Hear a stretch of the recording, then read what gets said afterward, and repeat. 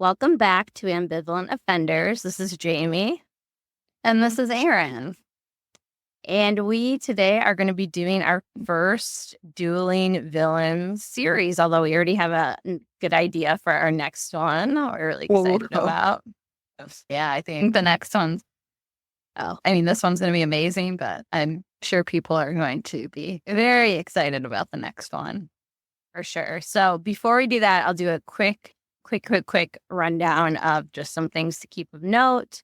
So for December, since it's a month of many holidays, we're going to be running a promotion on Patreon. We'll post the details on Instagram. I'll do a screenshot. Basically, there's a code. You can sign up as a free member. We'll have 15 slots open, basically. So the first 15 people to redeem, and what that will give you is the first 2 months at the highest tier, which is $5 a month for free. So you save $10. And then from there, it basically stops you and says, do you want to continue and do you want to pay? So again, there's no trick to it, but you would get to be in the paid membership for 2 months, because now we're going back to our paid content on Patreon. And then the other thing to note is you can also gift people Patreon membership. Our Patreon's pretty low, so you could gift somebody 3 months for $15 with extra content is kind of the big piece that we offer, but also giveaways and voting for upcoming villains and such like that. So those are kind of two big things to think about during this holiday season. If you're thinking, oh, I think somebody else would really enjoy this, or I would really enjoy this, you can take advantage of that. If you're coming in blind here, if you're a new listener, our Dueling Villains is a new series. So what we're going to do is we're pitting two people against each other. Now, we call them villains in kind of this loose term. Again, not the 100% villain, but those people who live in the gray. These two ones especially, they have certain villain qualities, or they have been called villains by a subset of people. For sure. And then what we're going to do, so today we're going to start with our first one, which is John Brown. I'm going to lay out his life story, those big pieces. And then next week, Aaron's going to lay out Aaron Burr. Sir, I have to always never. Sorry, too much Hamilton ingrained in my system. But then what we're going to do at the end of the Aaron Burr episode is we are going to pit them against each other and say who is more villainous in our opinion. So today we're really not going to get too much into our opinion on John Brown, although I'm sure that will come out. Like anything, it's not going to be super unbiased, especially those big ideas and questions and all that. But we're really not going to dive into our viewpoints until next week. And it's really going to be, again, head to head. Who do we think is more villainous when it comes to U.S. history? In this case, this was a U.S. history, Dueling Villains. So that's the format. It's a little different than normally where we just individually judge them. But in this case, it's head to head. So I'm going to be starting with John Brown's, one person. Well, John Brown's body. Yeah, there will be multiple Browns, which I'll talk about as a father. A little shocking. I was a little shocked by how many children he has. I know. That's the one thing when I mentioned that we were going to do this to my husband, Matthew. Oh, no. He spoiled it. He spoiled it. Did he spoil how many children he has? Yeah, I can't remember how much, but he said it, and I was like, oh, what?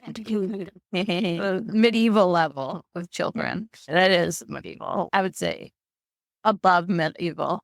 He's just begatting them. He's not actually birthing them. So I am not giving him as much credit as his poor wife. Yeah. R.I.P. R.I.P. her. Oh, two wives. Well, yeah.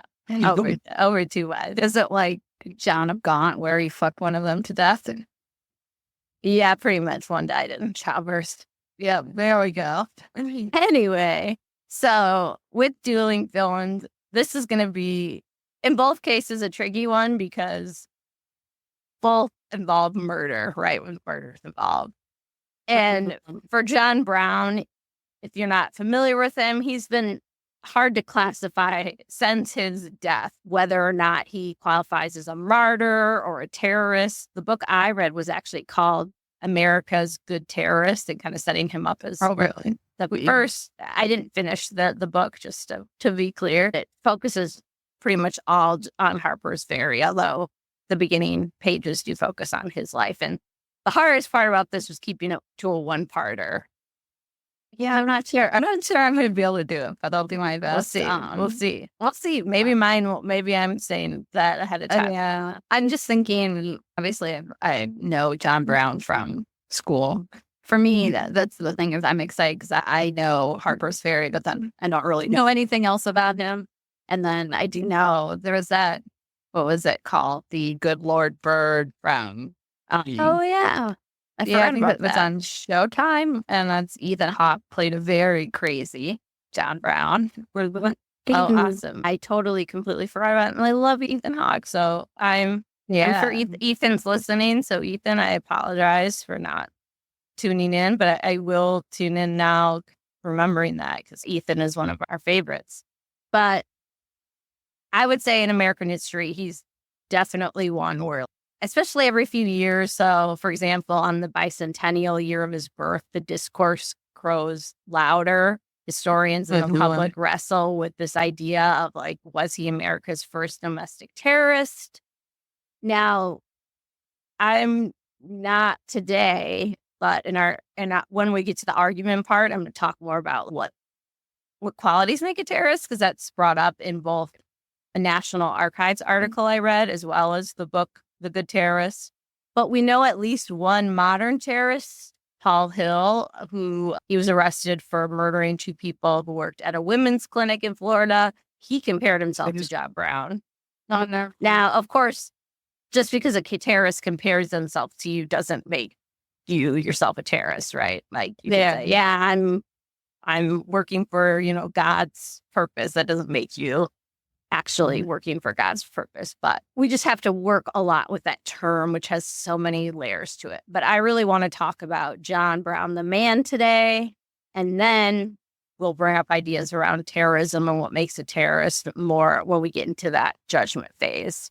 So, as I already mentioned, I read a book by Holland Jr. His book was called America's Good Terrorist. It sets up the question asking, quote, are citizens justified in bypassing the normal legal or governmental processes in a violent way when these fail in the dissenter to correct a wrong that touched so many, end quote.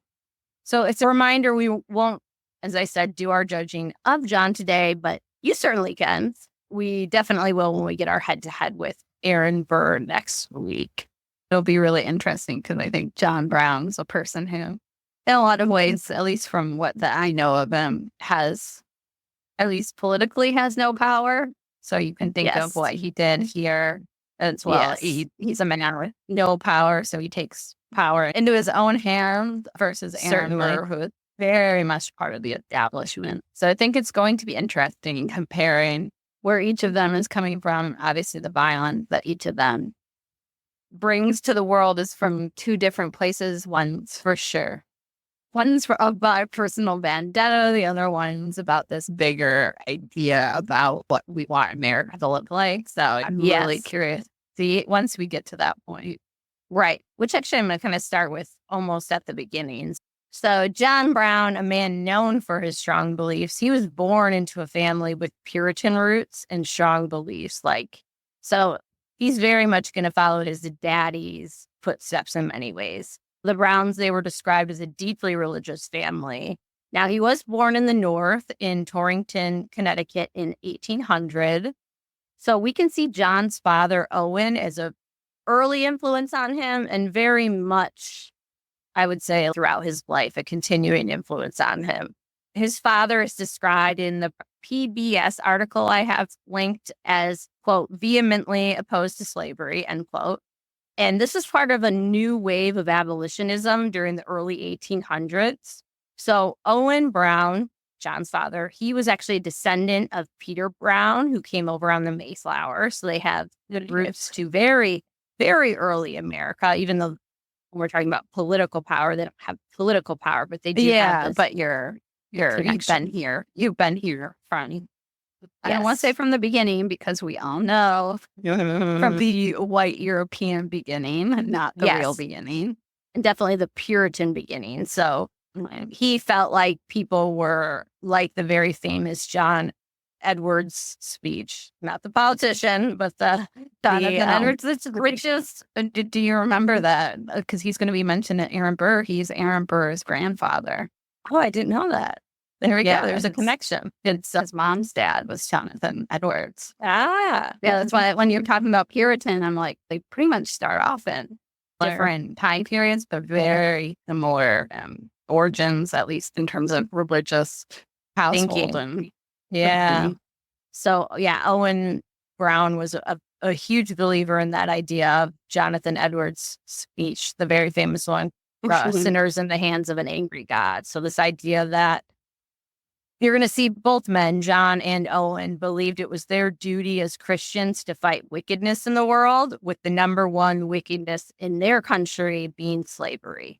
So it was also, as you can hear that, fight wickedness. It's very much action-based. That's been from the very beginning. If you talk about even early things like the witchcraft trials in Salem, it's all rooted in a puritanical, rooting out evil. They're looking in the outside and they're saying, if things are bad in the outside world, in our world, it's because there's things that need to be solved. So I'm sure in this case, it's things are bad because of slavery and what America is doing, which we're not wrong. Not wrong.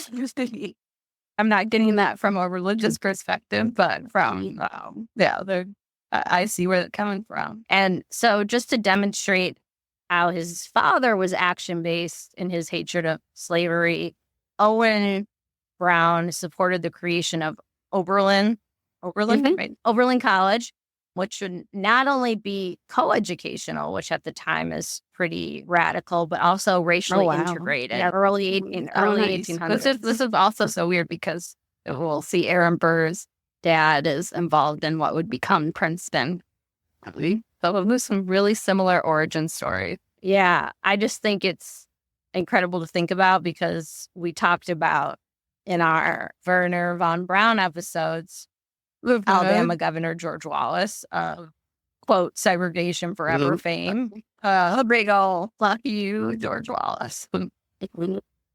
Right. Or they were going to send him to space and we might not bring him back, which unfortunately did not happen. He literally stood right in the doorway of an auditorium at the University of Alabama to try to stop desegregation in the 1960s and the creation of a college that would be coeducational and racially integrated in the 1800s. Yeah, radical doesn't even begin to describe that. Abraham Lincoln or people who involved eventually on the right side of the slavery issue. I don't think they would be advocating for this. Yeah. No, they're not saying we want African Americans to be sitting beside us in college courses. There's definitely a different level to this level of abolitionists. Back to John Brown and his father, Owen. Historians James Davidson and Mark Lytle note that, quote, Owen's harsh treatment of John led to a deep feeling of loyalty and submission, countered by a strong desire for independence, end quote. So their family wouldn't stay in Connecticut for long. The Brown family actually moved to northern Ohio when John was 5, which was actually an area that was known for its anti-slavery views. It wasn't like a random move. In the 1850s, John would actually write an essay about his early life. So kind of like an autobiography, although people know that it's kind of strange because he actually talks about himself in the third person. But it details his struggles with school early on and the fact that he would often lie to avoid punishment. Not unusual for kids. Yeah, knowing how strict his family were with their Puritan values, I probably would lie too. But it also covers some traumatic events in his early life, which I would say just a general trigger warning for general childhood trauma. So, for example, his mother died. He had a beloved pet lamb that died. The lamb. You also not. I don't want to give the lamb more credit than mom. But I do want to note that this is also an experience where he saw slavery firsthand and the horror of slavery. So particularly a moment of seeing a young enslaved boy who was being beaten by his master with a shovel. There were some brief light moments in his life, his early life, which is noted more in Oswald Willard's biography of John Brown. It's a famous one. Like, he put padding under his pants to pad himself when his father would hit him. I don't love the hitting, the physical abuse, but isn't that a plot line from Friends where Joe, she like wears a lot of clothes Joey because his girlfriend hitting his arm. Oh, yeah. So they're stealing it from John Brown. This one sounds, I don't know, a bit scary or less funny, even though he qualified it as a lighter moment. He tried to ignite gunpowder under his stepmom. Under his stepmom? God damn. Yes. Wow. I feel bad for the stepmom. I'd be like, great. Now, how do you move on from that? My stepchild just tried to blow me up, but what else? On Reddit. Am I the asshole? Yeah. So it seems like John was, in many ways, someone who took many different paths, literally and figuratively, in life. So during his first 50 years of life, John Brown moved around pretty much all around the country. So besides Connecticut and Ohio, he lived in Pennsylvania, Massachusetts, and New York, and he took along his ever-growing family. Guess how many kids he had? Again, it made me gasp when I read it. Maybe I'm going to say like 11. Higher. 14. Oh, Jesus. Higher. 16. No. No. Higher than 16? 18. 20. Higher. 20. Yep. You'd father 20 children. Dude, leave your wives alone. I mean, like, I'm surprised he only had 2 wives at that rate. Jeez. Yeah. Now, trigger warning to child loss, because that will be mentioned, because not all 20 children will survive. His first wife had 7 children in 12 years of their marriage, and she died after giving birth to a stillborn son. And ultimately, Brown lost, sadly, 9 of his 20 children. 7 would come from his second marriage to marry Anne Day Brown, with 3 children actually dying of dysentery within 11 days of each other. Yeah, you think. I know there's always the debate, especially in medieval history, just because the amount of child mortality about people always saying it's pretty awful that people assuming that parents didn't get attached to children or didn't love their children or care. But you're like, it doesn't matter. Obviously, we have ample evidence of parents who mourn their kids. So especially here, that has to do something on your psyche, especially losing that many in a short period of time, and then just that many over the course of your life. And these ones were very young, dysentery, but he'll lose some of his older children later as well. He was never financially successful at all. Actually, in his 40s, he would have to file for bankruptcy. Poland Jr.'s book notes that debt frequently landed him in court. And it seemed like he was, again, taking these various paths in his career. So at times he was a farmer, a wool merchant, a tanner, and a land speculator. A lot of us don't know what we want to be when we grow up, and we bounce around too. Right. And the family, again, with that religious background, they lived simply. Poland Jr.'s book mentioned at one point that there were 12 kids sleeping in 5 beds, which sounds like a version of our family when we go on vacation. You talk to other people and they're like, oh yeah, like the 2 hotel rooms. And you were like, oh, you can get 2 hotel rooms? No, I thought 6 in a hotel room, where as soon as we'd get into the lobby, mom would go, scatter. And you'd be fun. Scatter. Yeah. So it didn't look like we were all staying together. I know. And I always remember preferring the floor, which is bizarre. I think if I slept on the floor these days, I'd we were just together for Thanksgiving, and I slept on an air mattress for a couple days, and my 36-year-old body will never recover from that. To be fair, I slept on their couch and I was like, oh, to not have a child sneak into my bed at night and have this lovely couch to myself. Don't mind if I do. Yeah, slept like a baby. Now, unlike the Poljanic house, there was no booze or tobacco, but not that our family was tobacco. No booze or tobacco was allowed. Pullen Jr. notes that one thing they had in abundance was actually Bibles. Supposedly, they had 11 Bibles, which I'm like, okay, I don't know why you need 11 Bibles, but it's not even one for each kid, to be fair. that's true. That's true. So you could say he was religious. As a father, he's described, well, mostly as a strict disciplinarian like his father, so corporal punishment being the norm. But his daughter, Annie, also notes he was, quote, caring and loving father. He was strict in his ideas of discipline, end quote. But he also played with his children and he tended to them when they were sick. He's known for telling them stories and making shadow puppets on the walls. It's really cute. I would have never played John Brown for a shadow puppet guy, but adorable. No, yeah. I don't know what stories. Probably some really dark, puritanical stories. I'm going to say. Probably not anything very light and uplifting, but really cute. Unfortunately, the strict disciplinarian is not too surprising considering the time period. Exactly. Right. That there's little shreds of a softer side of John Brown. Exactly. That comes across. And like I said, that was noted by his daughter, Annie, wanting to kind of show that side of her father. And definitely not surprising. It's not like in the early 1800s, you're going to have the super warm parenting. There's not like gentle parenting in the 1800s. No. I mean, again, I could be wrong. Especially for fathers. Yeah, especially for dads. So despite not having much money at all, he still gave what he had to finance the social and political causes he believed in, which he already talked about is going to be the major piece, is going to be the abolition movement. He's going to be a very hardcore abolitionist.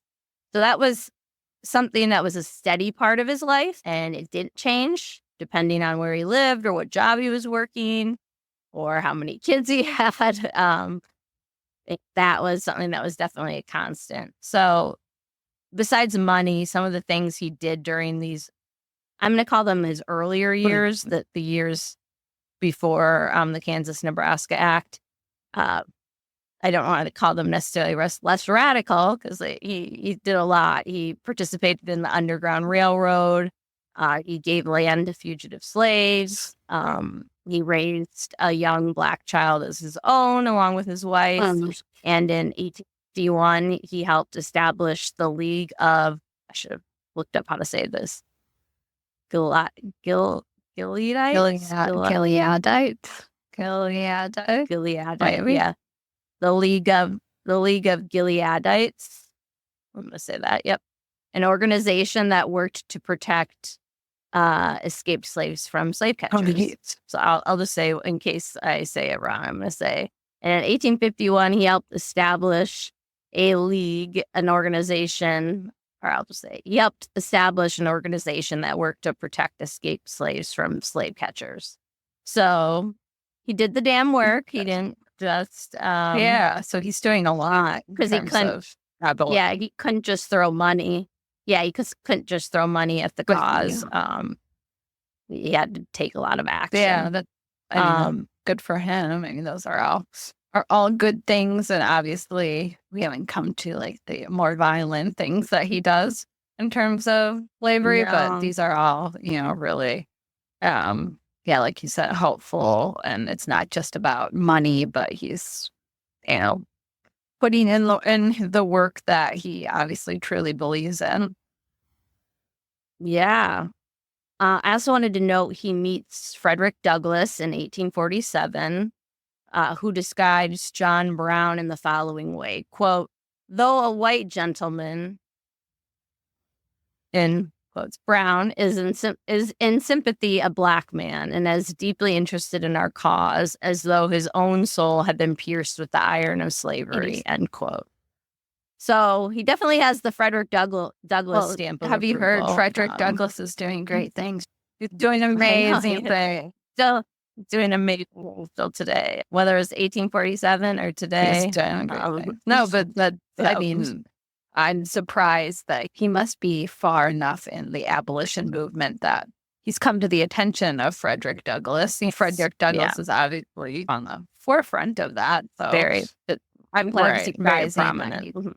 He's, like you said, he is just kind of this poor. Yeah, it's not like he's running in these great circles, or circles of people like Thoreau and Emerson, East Coast elite people. He is gonna meet one of those figures.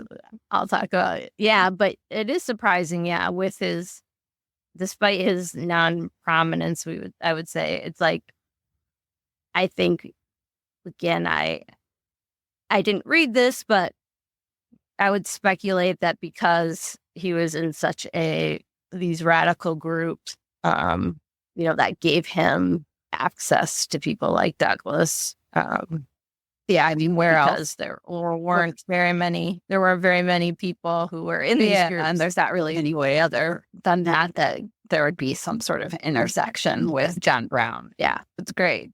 If Frederick Douglass likes him, then he's good in my book. Yeah.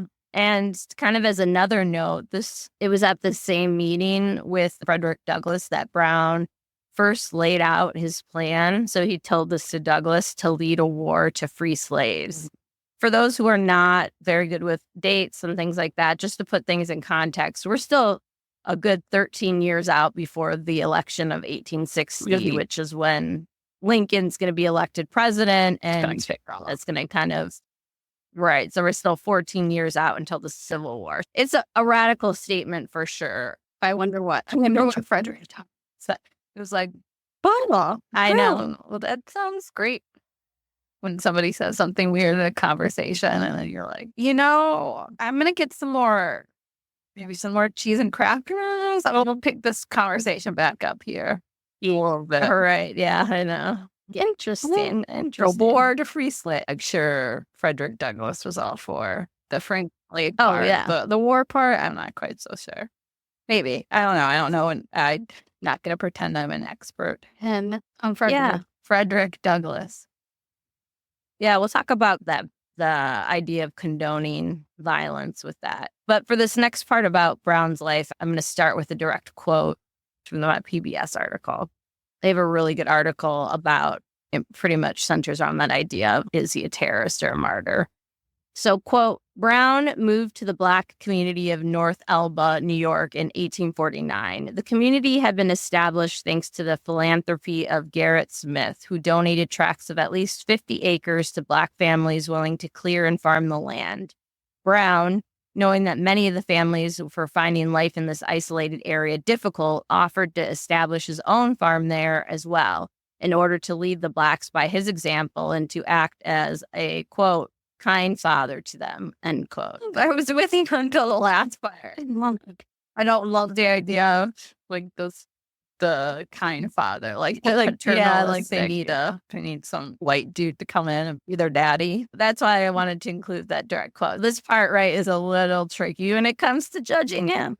He moves to an isolated, struggling Black community to help, which of course is a big undertaking, especially for a man with, not 20 kids, but, still a lot of kids.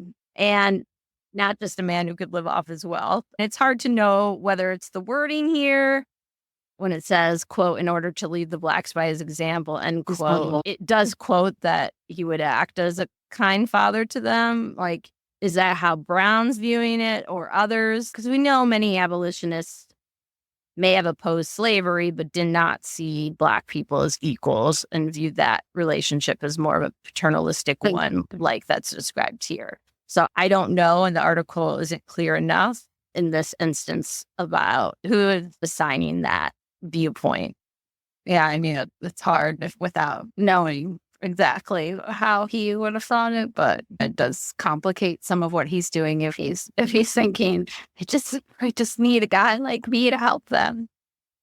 It sounds like there's probably some paternalistic aspect to it, but, well, he lived in many places throughout his life, and we aren't done yet.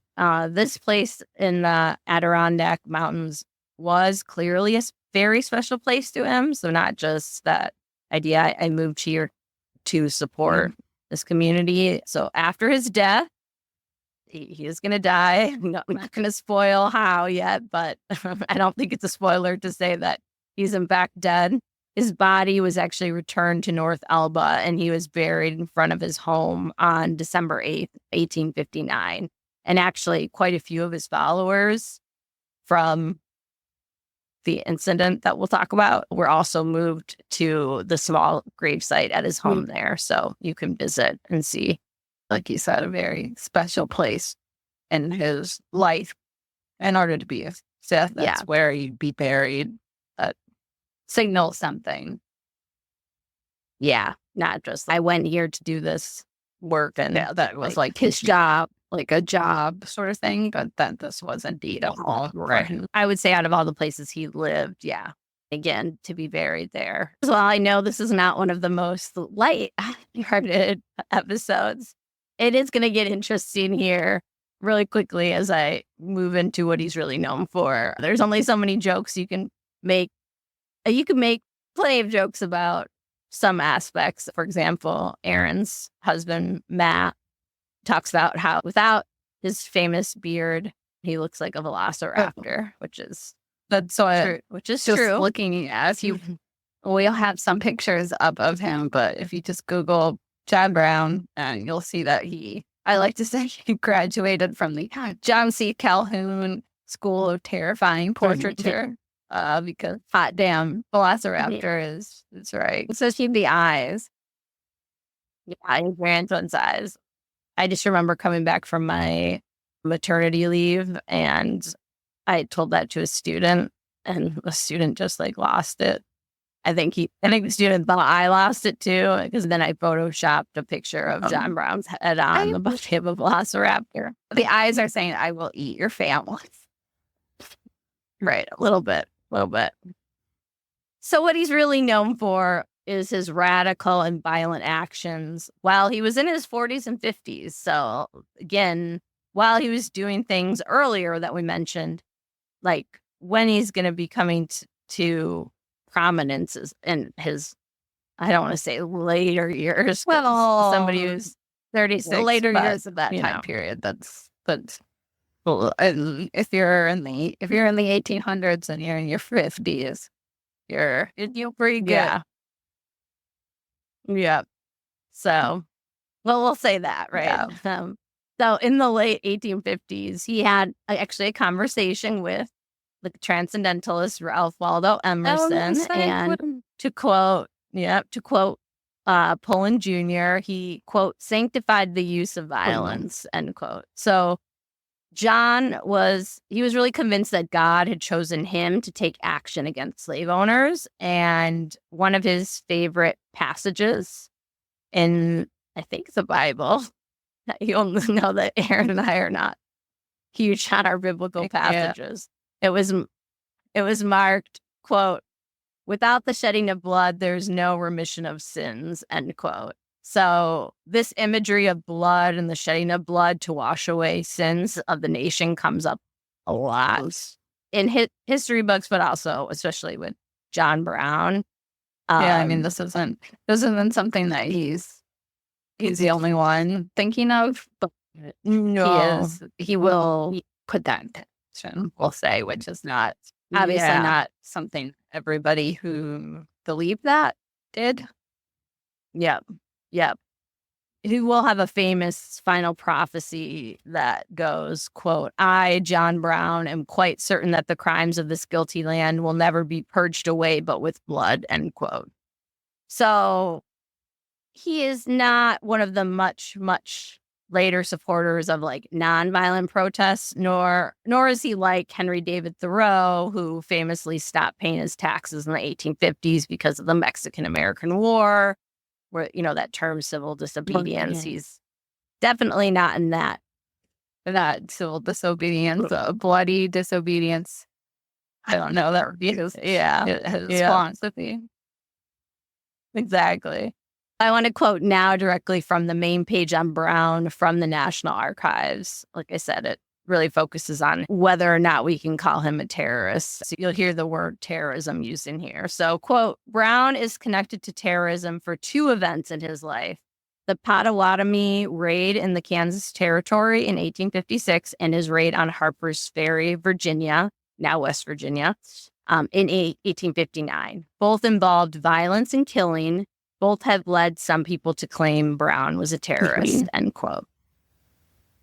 So those will be the Things two that we main will events that focus I will be on. discussing. Yeah, that's what everybody's been Exactly. waiting for. In terms of, so far, his life has been pretty, I would say basic. John Brown, he basic. No, but he's just kind of living his life. He's doing things in support of abolition, but in terms of him, nobody would know his name if he continued to live that kind of quiet life that he has thus far. Exactly. So things are going to start moving in the year 1854. So John Brown's already 54 years old, getting born in 1800. So the Kansas-Nebraska Act was passed. Now, it might be a long time since you've been in a American history class, or you might not remember, but we can kind of boil it down to being a very dumb law pushed through by Stephen Douglas. Yes, that will be the same Stephen Douglas, famously with the Lincoln Douglas, in their debate. Yeah, will run against Lincoln. So what it did is it brought Kansas and Nebraska into the U.S. as territories. But here's the catch. It nullified an earlier compromise where they kept trying to balance slavery with slave states and free states, right? It was like state, one slave state, one free state. one for one. One Yeah. for one. Right, with the Missouri Compromise. And what it did is it said instead, okay, Kansas, Nebraska, we're going to allow these territories. We're going to let the settlers decide. So this idea of popular sovereignty, whether these are going to become free or slave states. That always works. And some historians kind of see this and what happens next as the kind of quote unquote real start of the Civil War, because naturally, of course, what's going to happen? Thank you, Stephen Douglas. You're going to get the most radical people on both sides coming to that area to vote. Even if you don't necessarily know the history, like mentioning to my mom, she hadn't heard the history, but she knew Bleeding Kansas. You might have heard that. And that's where we get that from, this time period. From, again, the violence that happens on both sides of, I hate saying both sides, but in this case, there is going to be violence on both sides. There's violence on both sides, so they're both equally bad. I'm not going to say that, but there's definitely violence that is committed by both sides because you're getting the most radical people there. They're all, and you're living relatively close and very close and all that. Yeah. Yes. 100%. So Brown at this time, he's impoverished as he's been most of his life, and he's not exactly flourishing in North Elba. So he decides to go westward to Kansas with 5 of his sons to both kind of help set his sons up for opportunity, like fresh soil, like the potential money. But then he was planning on returning to North Elba. But once he heard of pro-slavery Missourians, I should ask Matt. Matt's from Missouri. He'll say he's from Missouri, not Missouri. Missourians. Sure, that's fine. Once he heard of these pro-slavery people from Missouri coming to Kansas to vote, he decided to stay. And he got involved in some small skirmishes. For example, in December of 1855, he helped protect anti-slavery settlers in Lawrence, which was a main hub for anti-slavery settlers. He helped protect them from armed pro-slavery settlers. For people to think it's these small little skirmishes, not like a battle, nothing large scale. But it does get bad in Lawrence. For example, here, this is what's going to set off that first event, the Potawatomi event. So Lawrence, Kansas comes back into the picture in May of 1856. The city is actually burned. Its printing press is destroyed, and the Free State settlers are generally terrorized. Even 2 Free State settlers are murdered, again, by these pro-slavery settlers who had come to the area. Not just skirmishes. We've got actual deaths here. Right. And what would end up happening, and you can guess when John Brown hears about this, revenge is going to be on his mind. It's like, this is great. This is what I came here for. Right. He's like, blood is going to be spilled for that. There's also constant threats along the Pottawatomie Creek. So John Brown, again, he's not just acting out of nothing. It was intentionally after this event. So 3 days after Lawrence was burned, the revenge came when Brown and seven other men, 4 of them are going to be his sons, they murdered 5 pro-slavery settlers in Pottawatomie, Kansas. It was also spurred by the caning of Charles Sumner in Congress, which that's a story. Yes. So we think Congress has only had issues now. Oh boy, that's a story. Yeah, we don't have people caning, senators caning other senators on the floor. Yeah, almost to death. We'll post the famous picture of it, painting of it, the image of it. So between what happened in Lawrence and between that, they go out. They're going to murder these 5 pro-slavery settlers. Now they go to 3 doors. The wives supposedly pleaded, including one wife who was sick with the measles, but it didn't matter. So while the victims themselves didn't own slaves, so I'm going to say that the victims themselves were pro-slavery, but they did not own slaves. They were, again, still pro-slavery. So that didn't matter. Just their ideas, their beliefs, not necessarily their action. Yeah, but I do want to note specifically, as it's very much emphasized in the article I read from the National Archives, that Brown did not kill all pro-slavery people he came across. In fact, on that same night of the Pottawatomie killings, he and his men had questioned 2 men, and he eventually let them go as they discovered that the men hadn't been threatening Free State settlers, so basically had been non-involved in any way in any violent altercations or even just threats of that. So it wasn't just indiscriminate killing. A teenage boy in one of the households was also spared, even though it sounds merciless or like, again, very, and in your judgment and our judgment, outside again, murder offense, outside the court of law. This is I don't want to say indiscriminate because there's obviously a reason behind it. It's not like he's just killing people to kill them. He has an idea about it, but that it is still outside the rule of law. They haven't been sentenced to anything. Yes. Right. Yeah. I think that's a big piece. It's vigilante justice. It's not, they haven't been tried in the court of law. That's something to keep in mind as you think and we think about our judgment about him. But now we're going to get to what's going to go up to the main event, the raid on Harper's Ferry. So first, where is Harper's Ferry and why was it chosen? So that's pretty simple to answer. It was in Virginia. Now it's West Virginia. It had the U.S. Armory and Arsenal. So essentially housed a whole lot of guns and weapons. Perfect. So that's why it was chosen. So what the plan was, what was going to happen on this evening in October was that John Brown and his quote unquote soldiers would seize the arsenal. They would help begin essentially an uprising, and then there would be a guerrilla war against slavery. So he was expecting there to be a slave uprising, with this being like the kind of the spark. Which is not too far-fetched because you think of the South, there had been other slave uprisings and such, which made the Southerners very nervous. Yes. Yeah. And then there weren't very many because, again, the Southerners would get very, very. There were, unfortunately, ways that they kept that from happening. Yes, there was a huge backlash, like after Nat Turner in the 1820s, very violent.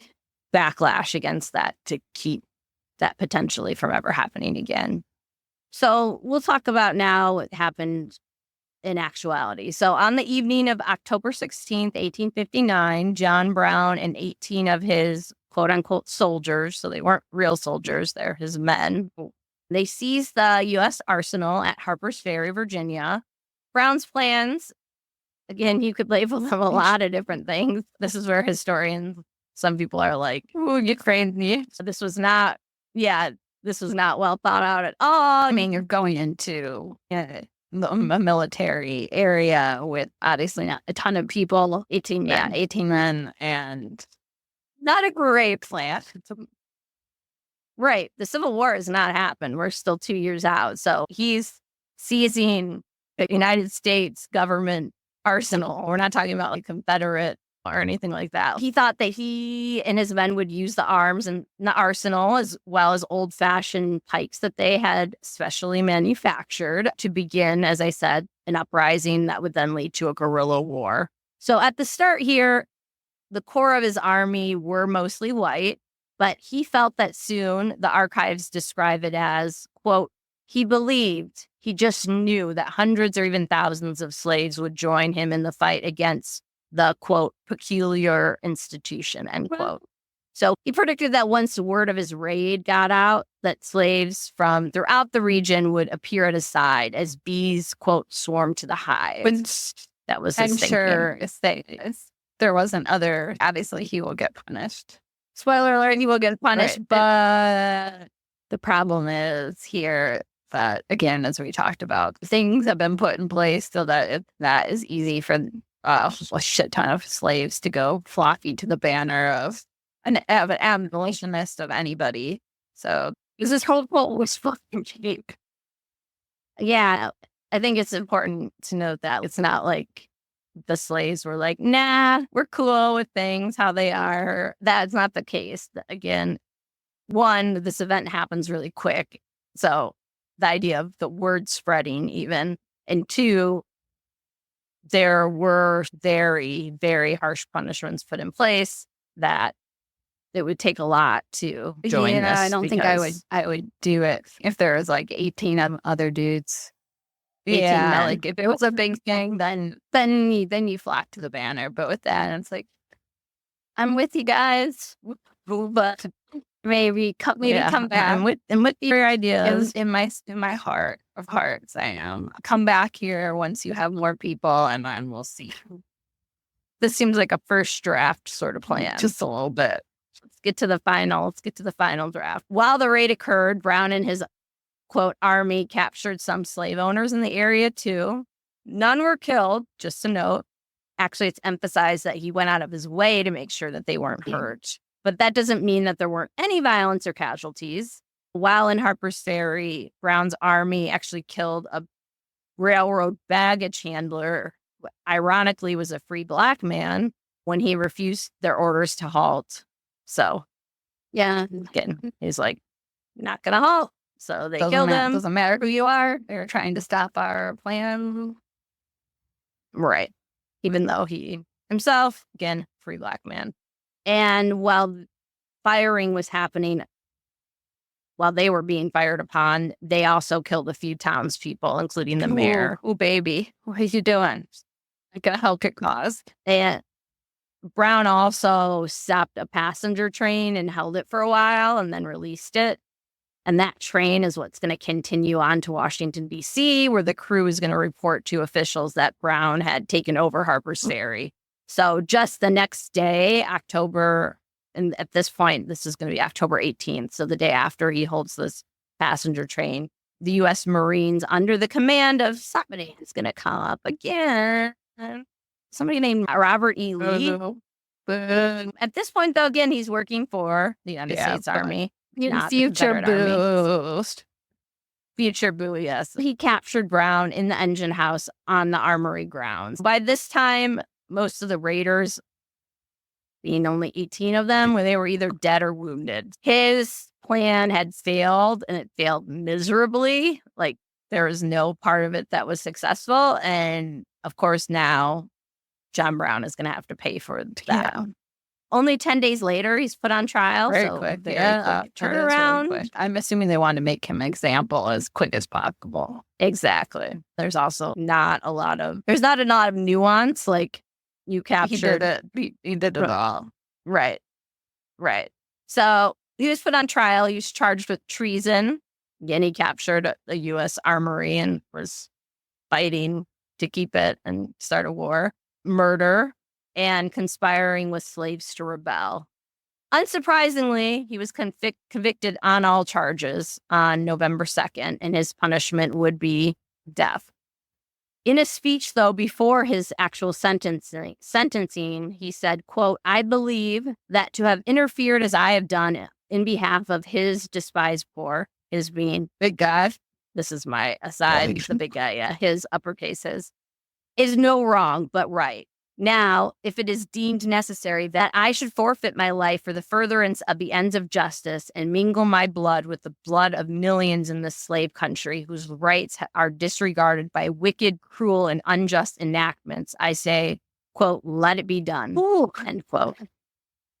It's not mincing any words there. Nope.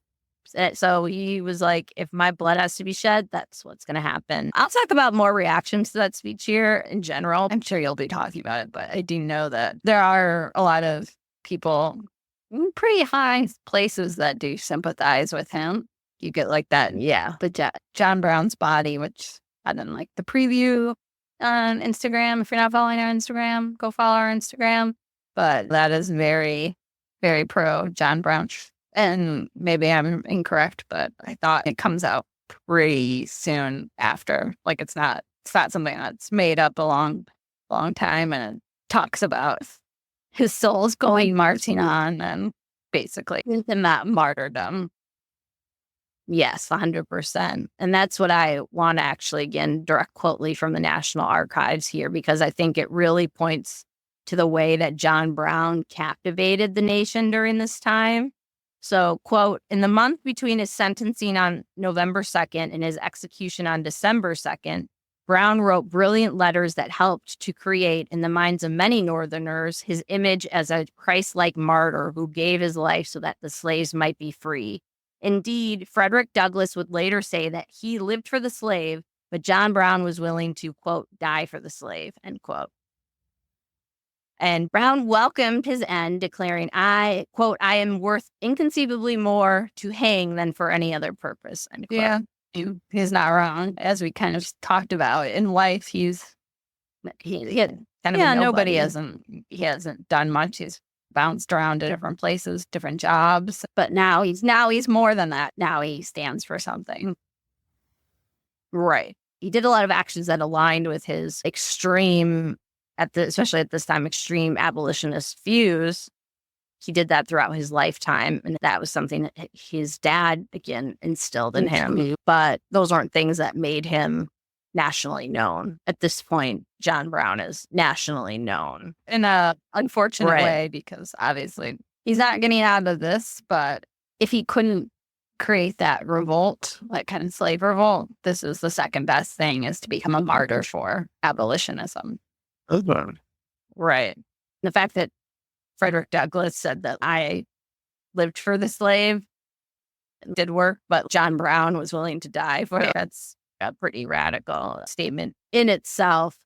There's, of course, the famous painting as well that also does not dispel that was John Brown crazy, where he looks very Christ-like with his beard. On Instagram, for the painting that I'll post, will be him going to his execution. And that is the less terrifying John Brown. That's a very grandfatherly figure versus what you see in that mural and some of those other pictures, where quite terrifying. If you gave me that picture and said, did this man try to start a slave revolt and kill him on some blade? That checks out. The tracks, yeah. So how did people at the time feel about him? Of course, there are going to be a lot of different reactions. Many abolitionists and anti-slavery activists, keyword there, activists, so people who were part of the movement, he was very much the martyr he was painted as in the end. It electrified the movement, right? It set it on fire because, in a good way, he started this idea of a conflict over this wicked institution that, made it a reality. Yeah, it's not that people weren't thinking about it before, but he really does put it front and center. Is willing to put his life on the line for it. He's not just writing pamphlets, writing things. Thoreau and Emerson, the transcendentalist, they were pro John Brown and wrote about him, at least in those kind of circles of corrupt communities. Very, that intellectual communities, which is funny because you can't see him hobnobbing with Emerson. If you type Emerson, John Brown, you'll see a lot of his writings. A little bit, again, that paternalistic, being like, he's very religious and goodly. But Emerson, those Eastern Brahmin, a very different figure than John Brown. So in some ways, he's a little paternalistic as well. But can go, all that stuff's out on the web that you can read for free. Like, he's a man of the people. Little wrap around that. Oh, it's like I'm looking at a speech in Boston calling him. He settled like a steadfast Yankee farmer, brave and godly, with 4 sons, all stalwart men of might, like stuff like that. It's a little preview. Yeah, I think that was a good way to center how he was viewed by that circle. For many Northern whites who didn't especially have strong feelings on slavery, there was much more mixed reactions. Some were absolutely horrified by his use of violence. Others saw him as, quote, a brave but foolish extremist, end quote. And of course, there were other viewpoints just scattered about, like, he was crazy. It was a threat to the country. It just varied, right, depending on people's views of slavery and his actions. There were people who were like, yeah, I agree with what he did, but he was dumb to do, or, he was foolish. Like if this had happened nowadays, you'd be having the exact same conversations. Hey, we're recording this days after that. United Healthcare CEO got killed, and there's same sort of discussion. Crazy, good for them across the board. Very. It does, very much so. For the new Republican Party, now, again, for those who are not familiar with history, this is not the Republican Party of today. This is pretty much a party united by one idea, and that is to stop the expansion of slavery. Lincoln, again, will famously run as a Republican. There was worry that supporting Brown would lose them elections. Just like today, politicians being like, do I come out and say I support? Because that might make me lose the election. How things change and how things stay the same. Right. Of course, there's one group I haven't talked about yet. That would be the white Southerners. And their thoughts on Brown were, of course, on brand. He was their literal walking nightmare. He was armed. He had plotted what he had hoped would be a massive slave uprising, and he was willing to die for these beliefs. Besides the Nat Turner uprising in the 1820s, as I said, the fear of a slave uprising really felt to them distant, but a really scary possibility, but not the likely. Idea that it, like this. The idea, considering they are outnumbered, very much outnumbered. So it was always this fear, but because of all the actions that they had taken to strip pretty much any humanity, any gathering ability for it to come from within. Right. Within the community, it became, a rarer thing to happen. So this idea of a John Brown figure is very scary. The boogeyman. That's the ultimate. He is. The National Archives even notes that some had deluded themselves into thinking that most slaves at this time were content with their status. They got in the point, it's not going to happen like most slaves. Most slaves, they're a little bit along with. They're part of the family. That's what you still see that in terms of. Right. The benevolent slave owner.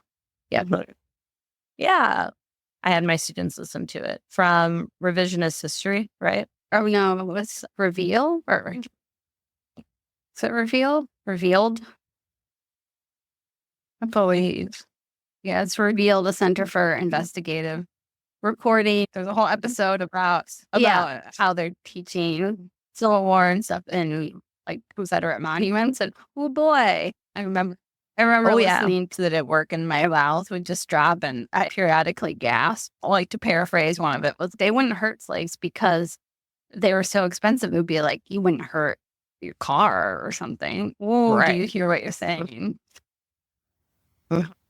So they had, I don't want to say undercover because it makes it sound like it's like a gotcha thing. Like, but they were recording what was being taught. And same with that idea of, Jefferson Davis had a black child as part of the family, as opposed to then you learn like, they referred to him as a pet and not even human. Not the same thing, but still something that's happening now. You can certainly see why back then you kind of have to delude yourself at that point. Again, if you want to feel safe in your home, those are the lies you tell yourself. Right. And to keep that institution alive, you're owning a person, and you have to have a bunch of things you're telling yourself, right? Now, though, in the back of their brains, there's this fear of another John Brown, this time succeeding, arming black men and basically wiping out the oppressive class system that they had spent years and years and years enjoying, right? That's, for them, like you said, he's the boogeyman. He's the fear of like toppling down their tower. Everything could fall apart. Yeah, this wasn't successful, but if people who do it in a way isn't 18 people trying to get into Harper's Ferry, if it's somebody who does it in a better way, then game over. Or it could be game over. Yeah. Yeah, 100%. The part about Brown, I want to end again with quoting his final prophecy, which I quoted earlier, but I left out the last part because it kind of goes full circle here. Quote, "I, John Brown, am quite certain that the crimes of this guilty land will never be purged away but with blood. I had, as I now think, vainly flattered myself that without very much bloodshed it might be done." End quote. This idea, he thought potentially there wouldn't be a need for a lot of bloodshed in these skirmishes that he had. Unfortunately, we know his prophecy was soon to be realized in the Civil War, where it's going to have to be purged away with a whole lot of American blood. Yeah. I don't know if he thought that he could single-handedly solve the issue by himself, but it's still an evolution from him being like, right, maybe this is something I can spark and that something will change. And then now it's like, yeah, then it's going to require a lot more work than just this or something similar. There's not going to be just like a law that's going to be passed and things are going to change. That idea that he uses the word vainly flattered myself that he could do it without hundreds of thousands of people dying, which will not be the case. That's very self-reflective on John Brown's part. When we start talking about his final judgment, comparing him to Aaron Burr and figuring out where they measure up, but that doesn't sound like a crazy person to me. Yeah, a little bit of a harebrained scheme, but nothing about that reads as a crazy man who is not with it. Yeah. So the last thing I'm going to leave us with, I said that we're not going to get into the terrorist part today, but I did want to leave you with something to think about in the week before we bring up Aaron Burr and then do talk more in our argument, that idea of terrorism. Was he a terrorist or was he not? We're not going to argue that today, but something for you to think about. From the National Archives, I'm going to give one last statement. This is a long statement. It's a paragraph, but I think it sums up, again, exactly what you probably need to think about in the next week and us to think about as we're going to judge him. Quote, "So what in the end can we make of John Brown? If he was not a terrorist, what was he? He might be seen as revolutionary, trying to start a revolution to end slavery and fulfill the goals of the Declaration of Independence. as pro-slavery border ruffians tried to prevent democracy in Kansas and were willing to murder and assault supporters of freedom, John Brown surely had a right to defend his settlement and his side. Brown did not carefully plan the Potawatomi raid the way Terry Nicholas and Timothy McVeigh planned the Oklahoma City bombing. He reacted to specific threats and the sacking of Lawrence by a pro-slavery mob. This was not terrorism, but a fact of warfare in Bleeding Kansas. Nevertheless, modern Americans are uncomfortable endorsing his vengeful violence in Kansas, however necessary it may have been, end quote.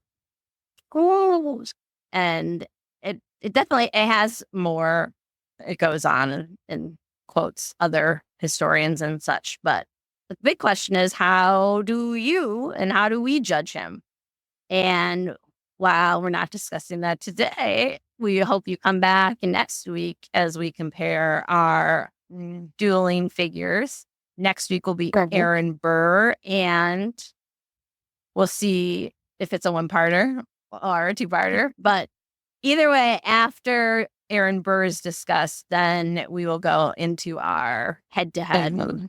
And we're not taking sides based on who each of us chose. We would never. We would never. We are way better than that. More mature. Yeah, it's gonna be really interesting because just thinking about doing my research now with Aaron Burr, just the way these men, as we talked about at the beginning, actually their early lives in some ways are very similar, different in a lot of key ways, but also very similar. But how they deal with things, and especially how they deal with the important topics of the day, in this case, slavery. And Aaron Burr's, a lot of the early partisanship and even like the Revolutionary War and some other things. How they deal with it is very different. You know, you have two vastly different men. It'll be very interesting to pit them up against each other because they're similar in so many ways, but then they depart in some really significant ones, including how they do violence. Yeah, and I think that's the key reason we kind of put them together. Like, they both had strong convictions about certain things of their time, and both we can call murderers. They committed acts of murder. I don't think that's a spoiler alert. I'm sure if you know Aaron Burr, Hamilton's been out enough time that we know. Yes, we're not spoiling it for you. It makes it interesting because I think, like, from that National Archives article, that idea, I think, is totally true, that most modern Americans and people in general, they're uncomfortable usually endorsing violence, even if it's for a good cause. But some of that shifting, as you noted, with I was going to say our CEO friend, he's not our friend. Yeah, the events of the last few days, I don't want to compare him to John Brown, but in that same sort of way where people doing bad things to, I don't want to say necessarily bad people, because I think the parallel is pretty good. People who stand for things that, essentially, that we don't agree with in our modern era, is coming under a lot of light capitalism versus slavery. There you go. I think John Brown would also say these are all remnants of his time, and his we haven't quite got rid of all of our demon America, that is. All our sins. Yeah, all our sins. And again, in his view, only those type of sins go away are blood. Yeah. So on that happy note, we would love if you could rate or review or tell a friend. As we noted, we also have that Patreon deal that will be going into effect here, where you get the free 2 months, and then it will ask if you want to continue. You can have that in through February, and it's like 2 months from when you join. So whenever you join, that 2 months, and then you get to pick whether you want to continue at that level if you're enjoying the extra content, or not so much. But hopefully you will enjoy that extra content, because our plan is to have more side stories like Aaron and Matt's Operation Paperclip little side doesn't quite fit into the main narrative that we're talking about. Those And both on on John Brown and on Aaron Burr. And also that's where we will remember, that's where we'll be picking up on our Wolf Hall recap historical analysis series here Yes. soon. So if you enjoyed those, you'll have to join the Patreon to get the rest of those. Well, we will see you here back next week to talk about Aaron Burr. Bye. Bye.